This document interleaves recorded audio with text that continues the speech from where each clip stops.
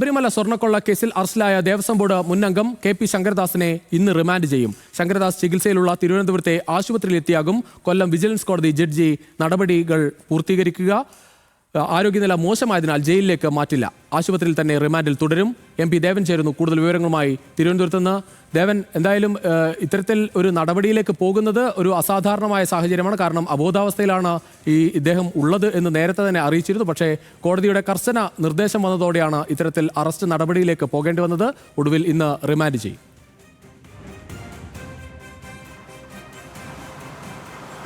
തീർച്ചയായും രുചീഷ്, ശബരിമല സ്വർണ്ണക്കൊള്ളയും ബന്ധപ്പെട്ടുകൊണ്ട് തന്നെ മറ്റ് വ്യക്തികളുടെ ഈ കവർച്ചയിൽ പങ്കുള്ള മറ്റ് വ്യക്തികളുടെ എല്ലാം തന്നെ അറസ്റ്റ് രേഖപ്പെടുത്തുമ്പോഴും ശങ്കരദാസിനെ എന്തുകൊണ്ട് അറസ്റ്റ് ചെയ്യുന്നില്ല എന്നുള്ള കാര്യം കോടതിയിൽ നിന്നും ചോദിച്ചിട്ടുണ്ടായിരുന്നു. പ്രത്യേകിച്ചും ശങ്കരദാസിന്റെ മകൻ ഒരു പോലീസ് ഉദ്യോഗസ്ഥൻ കൂടിയാണ്, IPS കാരനാണ്. അതുകൊണ്ട് തന്നെ ഈ കാരണം കൊണ്ടാണോ ശങ്കരദാസിന്റെ അറസ്റ്റ് വൈകുന്നതെന്നുള്ള ചോദ്യം ഈ പ്രത്യേക അന്വേഷണ സംഘം കോടതിയിൽ നേരിട്ടുണ്ടായിരുന്നു. പക്ഷേ ഈ ശങ്കരദാസിന്റെ ആരോഗ്യസ്ഥിതി നമ്മൾ പറയുന്ന പോലെയല്ല, അതീവ ഗുരുതരാവസ്ഥയിലാണ്. പക്ഷാഘാതം വന്ന വ്യക്തിയാണ്, 85 വയസ്സുണ്ട്.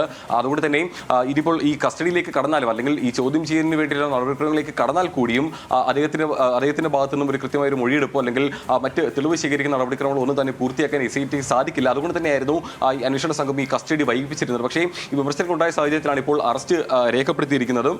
ഇന്ന് വിജിലൻസ് കോടതിയിൽ നിന്നും ജഡ്ജി നേരിട്ട് ആശുപത്രിയിൽ എത്തി അദ്ദേഹത്തിന്റെ അറസ്റ്റ് രേഖപ്പെടുത്തും എന്നുള്ള റിമാൻഡ് ചെയ്യും എന്നുള്ളതാണ് നമുക്ക് മനസ്സിലാക്കാൻ സാധിക്കുന്നത്. അതിനുശേഷം ഒരുപക്ഷേ ഇപ്പോൾ തിരുവനന്തപുരത്ത് ഒരു സ്വകാര്യ ആശുപത്രിയിലാണ് ചികിത്സ തുടരുന്നത്. ഒരുപക്ഷേ അദ്ദേഹത്തെ അതിനുശേഷം തിരുവനന്തപുരം മെഡിക്കൽ കോളേജ് ആശുപത്രിയിലേക്ക് സർക്കാർ നിർദ്ദേശാനുസരണം അല്ലെങ്കിൽ പോലീസ് സംഘത്തിന്റെ നിർദ്ദേശാനുസരണം മെഡിക്കൽ കോളേജ് ആശുപത്രിയിലേക്ക് മാറ്റിക്കൊണ്ട് തുടർ ചികിത്സ നൽകാനായിരിക്കും ശ്രമിക്കുന്നത്.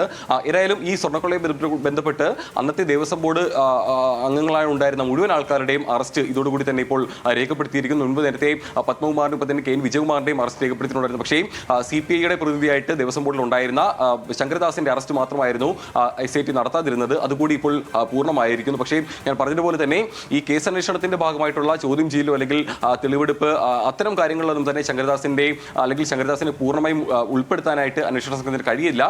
പൂർണ്ണമായും ആരോഗ്യസ്ഥിതി വളരെ അതീവ ഗുരുതരാവസ്ഥയിൽ തന്നെയാണ് ശങ്കരദാസിന്റെ ആരോഗ്യസ്ഥിതി തുടരുന്നത്. അതുകൊണ്ട് തന്നെ അത്തരം നടപടിക്രമങ്ങളിലേക്ക് കടക്കില്ല. പക്ഷേ സാങ്കേതികപരമായി ശങ്കരദാസിനെ ഈ കേസിൽ പ്രതി ചേർത്തുകൊണ്ട് തന്നെ